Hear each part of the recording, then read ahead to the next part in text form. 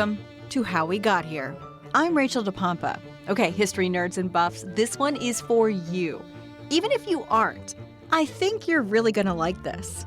It's a podcast about Virginia's rich history told 1 week at a time. We go out of order, showing you a glimpse of a week throughout time. But follow along because our stories often weave together in the weirdest ways. Think of it like a discussion about what happened this week in Richmond history and beyond. Great little stories from across Virginia. You'll hear new details about events you may already know something about, but we're also digging deep into our archives to find stories you may remember from years past. We'll bring you updates. I'm an investigative reporter with the NBC affiliate WWBT in Richmond, Virginia. I'm a podcast lover, I'm going to admit it. It's all I listen to when I'm driving home, to and from work. Radio, I don't even know what songs they play anymore. So I'm all in for bringing you engaging stories. Plus, I am a firm believer we can learn a lot about our history, our nature, and our future by looking back into our past. This week, we're turning the pages of history, looking back at June 3rd through June 9th. And we're going way back, 155 years to be exact, to the times of the Civil War raging in RVA's backyard. On June 3rd, 1864, Union troops launched a massive assault on the Confederate position of Cold Harbor. The thinking was, if we can push Robert E. Lee right into the Chickahominy River, crack his lines, Richmond's exposed, game over. That's Mike Gorman. He's been a historian for the Richmond National Battlefield Park since 2003. This is my hometown. Sort of what made me interested in the Civil War was being surrounded by it all the time, but kind of low information around here. So I was I want to find out what's going on. So it sort of pointed me on the path to becoming a real geek, but a historian of the Civil War. We caught up with him at historic Tredegar Ironworks, a landmark. It has Civil War history lodged between each brick used to build it. If you ever come to Richmond, it's a must-see. But as for Mike, he oozes knowledge. He's a Civil War encyclopedia on two legs. But that's okay. I get paid for my geekery, unlike most, so that's a good thing. And he is so well-versed on June 3rd, 1864. Cold Harbor is about 10 miles as the crow flies northeast of Richmond. It's not a harbor. It doesn't have anything to do with temperature or water. It refers to a tavern by the roadside where you as a traveler could sleep for the night, harbor yourself. But there wasn't an innkeeper or traditional tavern hospitality, so it was a cold harbor. And that's all it was, just a tavern at a crossroads. But when the battle started, it didn't really go as planned for the Union. What was supposed to happen was the entire Army of the Potomac, plus the 18th Corps of the Army of the James, 5 Union Corps were supposed to go forward in a massive charge, would have been the largest charge of the war, together at the same time at 4:30 in the morning. That was the orders from Grant. Yes, that Grant, Ulysses S. Grant, the top general for the Union Army. What did happen was that at 4:30 in the morning, some divisions and brigades were still asleep. You have single regiments moving out or single brigades moving out. Nobody's on their flanks. So instead of only having one gun on you, the person directly in front of you that can fire at you, now those units that move forward are just becoming bullet magnets. It's horrifying. For the soldiers that were in those lead units, it was absolutely hell on earth. The result on June 3rd alone, 5,000 dead Union soldiers. Think about that. That many Confederate soldiers died during the Cold Harbor campaign over the span of 2 weeks. So this breakdown of unity of attack causes the lead elements of this attack that do move forward to suffer huge, staggering casualties. In one unit alone, admittedly it was a fresh unit, they suffered over 500 casualties in one unit. That's incredible.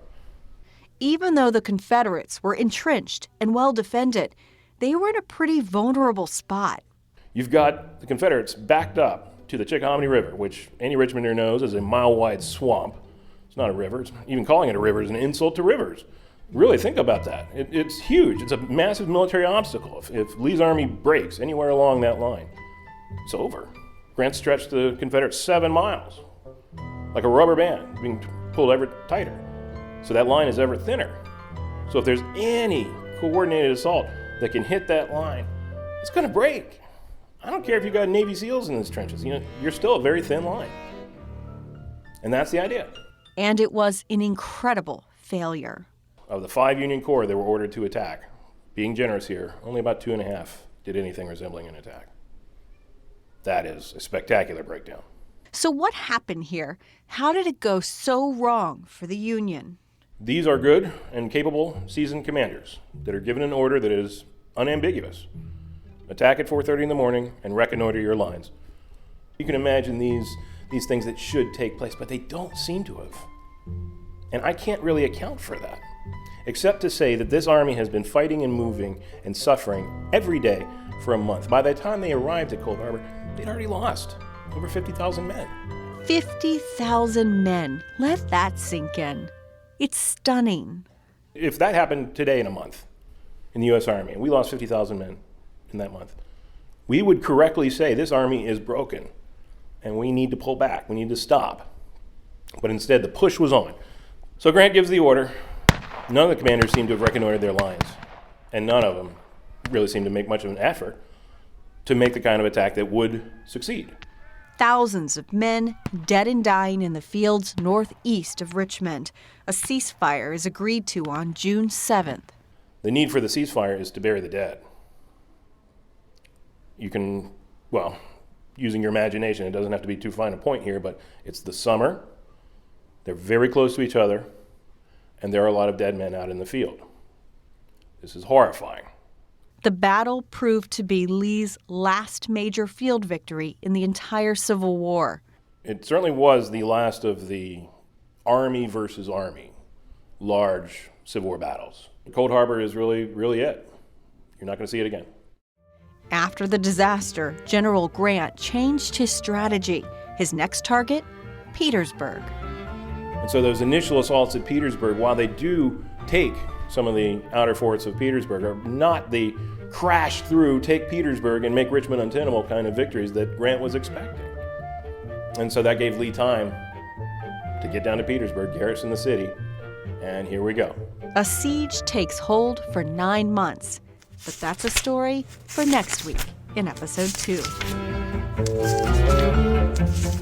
From the Civil War to the American Revolution, the night of June 3rd, 1781, marked the great ride of Captain Jack Jewett, the Paul Revere of the South. It's an incredible story, taught in Virginia's textbooks, but little known outside our Commonwealth. In the weeks before Virginia's government fled Richmond because of the invading General Lord Charles Cornwallis, Governor Thomas Jefferson, Patrick Henry, and other notorious rebels hid at Monticello and in Charlottesville. Cornwallis sent trusted British officer Colonel Bannister Tarleton, known as Bloody Tarleton, to surprise and capture Virginia's legislature. You know he's named Bloody Tarleton for a reason. Also, there's this really great Star Wars vibe going on here. Lords, rebels, British. I digress. Tarleton and his men stopped at Cuckoo Tavern in Louisa County, Virginia. Luckily, Captain Jack Jewett was there, quickly realizing where the British were heading and why. So began Jewett's dead-of-night dash, some 40 miles through the backwoods of Virginia. Just as the sun came up on June 4th, 1781, Jewett arrived at Monticello, warned Jefferson, and continued on to Charlottesville, warning the rest of the leaders of the American Rebellion from Virginia. Most legislators escaped, voting to reconvene and meet up on June 7th in Stanton. Later that month, a grateful Virginia General Assembly voted to reward Jewett's heroism with a brace of silver-mounted pistols and a jeweled sword. I wonder where that is today. No idea. Somebody out there has to know. Captain Jack Jewett's ride is not well known outside what is now the Commonwealth of Virginia, But some of the men he saved that night from the British hangman went on to sign their names on the Declaration of Independence.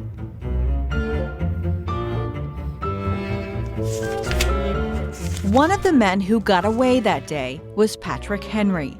And on June 6, 1799, 18 years after Jewett's ride, the founding father died at Red Hill Plantation in Charlotte County, Virginia, just south of Lynchburg. It was one of the many properties he owned after he grew up in Hanover County. Patrick Henry lived in 12 places during his 63 years on this earth. He had a friend who said that he changed houses as easily as some people change their underwear. That's the voice of John Kukla, a historian from the Midwest who now lives in RVA. I've been doing Virginia history for forever. To be exact, he's been studying it for half a century.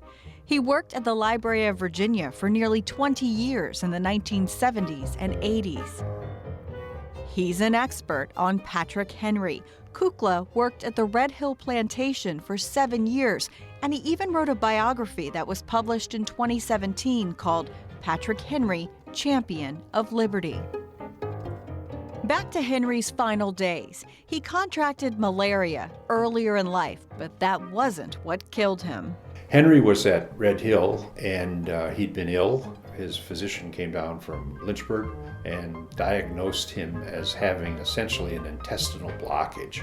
It has a real medical name, but I could not tell you how to pronounce it. We'll just say he couldn't go. The cure for it at that time was basically try to open the blockage. And to do that, they needed something that was heavy and that would go through the intestines like liquid mercury. And of course, so Henry took and swallowed a vial of liquid mercury. That's right. He willingly drank liquid mercury, people. It sounds about as painful as we all can imagine. And the doctor said, this will either cure you or it won't. And it did not pass through, and he died basically of the complications of this condition, and then of the immediate cause would have been mercury poisoning. His doctor basically poisoned him.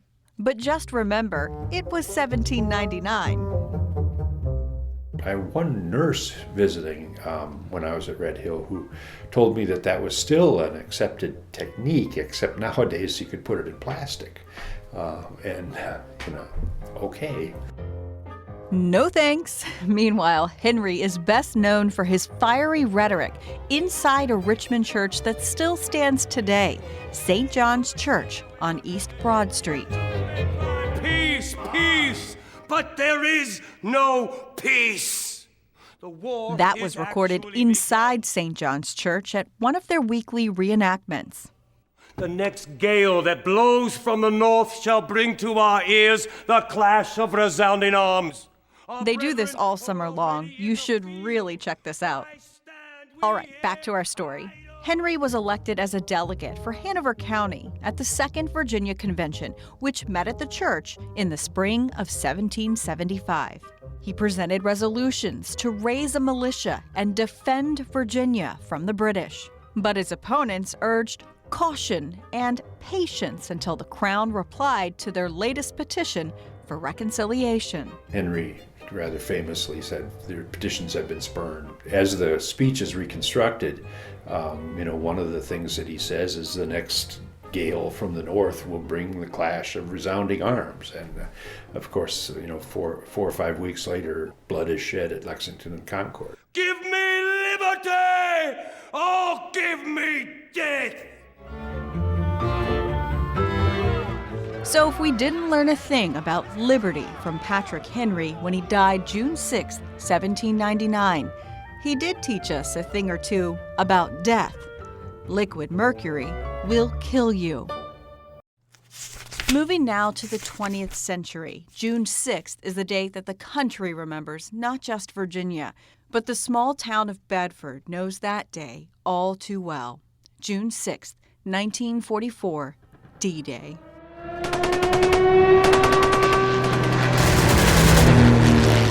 3,200 people lived in Bedford at the time.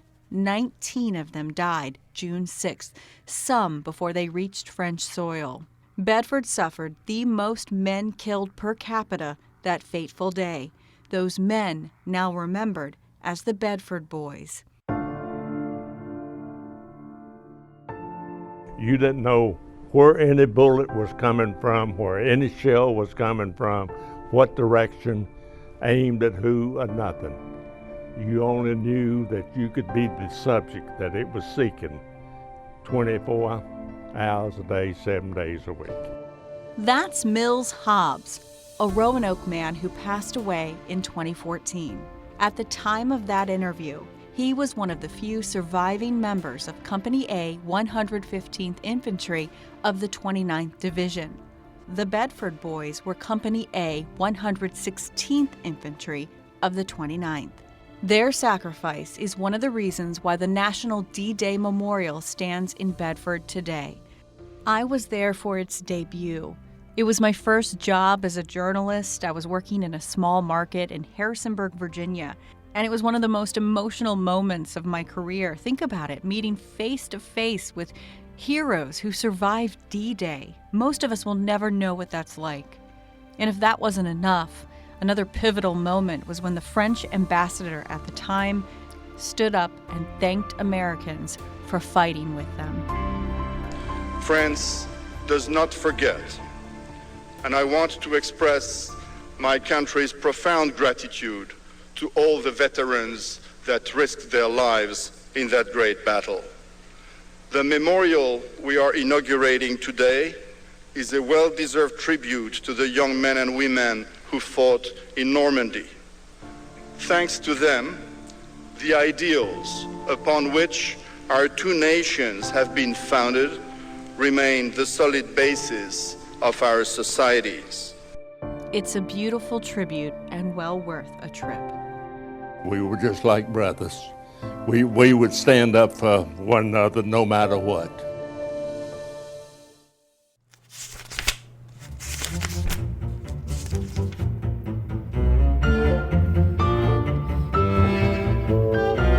Finally, we're going back into the NBC 12 archives and catching up with a little boy we first introduced you to on the air 10 years ago. It was June 3rd, 2009, at Lee Hill Park in Spotsylvania County. A Little League game was underway when storms forced the players off the field. Parents and coaches waiting for the storm to pass. Two little boys started throwing a ball back and forth when the unthinkable happened. I didn't see the initial strike. I just saw our kids laying on the field. Lightning struck the two boys. Two nurses who happened to be at this game, they started CPR immediately. 12-year-old Clau Gross Matos did not survive. 11-year-old Jonathan Colson miraculously lived. We spoke to Colson and his family a few months after the strike. The little boy's life forever changed. You can hear it in his speech patterns. I knew I got hurt because I was in the hospital, but I didn't know why. He wasn't able to talk at first. Had to learn how to re-walk again. It's unbelievable. I can't believe 10 years has already passed. Jonathan Colson is now 21 years old. We caught up with him over Skype at Germanna Community College. What do you remember? I don't really have many memories about what exactly happened that day. I think I remember leaving for school and then us going to the baseball game. And that's really where it ends for me. I really don't remember playing catch or anything like that. Where did it hit you? It entered through the left side of my head, and it went all through my body and kind of separated towards my legs. So between the middle toe and the big toe of both my feet, I had marks there. It's been a long road of recovery. Through it all, Colson has not forgotten about his friend. Such an upbeat guy, such a such a good friend. He was great to talk to. We would always play catch before practices, like as the little warm-up. Was he your go-to kind of to play catch before the games? And Yeah, he was. Once me and him became friends, every single time at practice or anything, we were inseparable. When we first talked to Jonathan back in 2009, he had some pretty big aspirations for his future. Have 14 kids. wow. Go to Australia. Yeah, that was the plan, but not really anymore. Things change. Yeah, for sure. What's the plan now? I recently just got accepted to VCU for the fall. So what I'm gonna do is when I'm there, I'm going to go for my bachelor's in exercise science. After I graduate from there, I'm gonna get into their physical therapy program because I wanna get my doctorates in physical therapy. That's my end goal. He says his new path in life is thanks to those who helped him recover. I just remember my physical therapists were amazing. They made every single physical therapy not really seem like work. They made it seem like an experience. The way I think is if I can grow up and make it that amazing for another kid, I'll feel like I gave back. Jonathan Colson is that one in a million to survive a lightning strike.